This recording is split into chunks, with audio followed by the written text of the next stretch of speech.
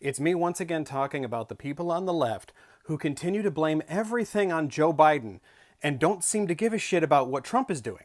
But they spent months, maybe years before November 5th, complaining about Democrats, Biden, Harris, and never understanding the fact that Trump was going to be infinitely worse if he got into office. So I hope I'm assuming correctly by your comment here that what you're saying is since the contest is over, it doesn't matter, there's nothing left to talk about.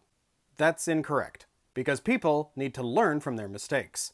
And the second that contest was over, not only did those people who, by the millions, refused to vote or voted for third-party losers who never had a shot in hell, the second that contest was over, they started denying their personal responsibility. They started claiming that everything that happened was either the Democrats' fault or the DNC's fault or our fault for voting for Harris. They completely refused to acknowledge that they fucked us over. And until they learn that point, they're gonna keep doing it. This is me constantly reminding a child not to play with matches because they might burn the house down. And then when they do burn the house down, we're standing there on the front lawn and they're going, okay, there's no use talking about it.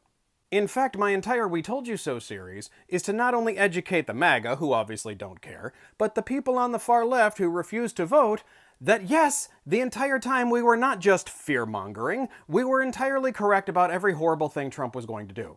But people don't just get to shrug off their responsibilities and be like, it happened, I mean, what are we going to talk about? We're going to talk about the fact that people need to learn from their mistakes.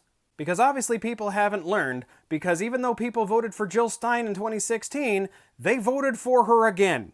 And look, she disappeared off in the wilderness to go and hibernate for another 4 years.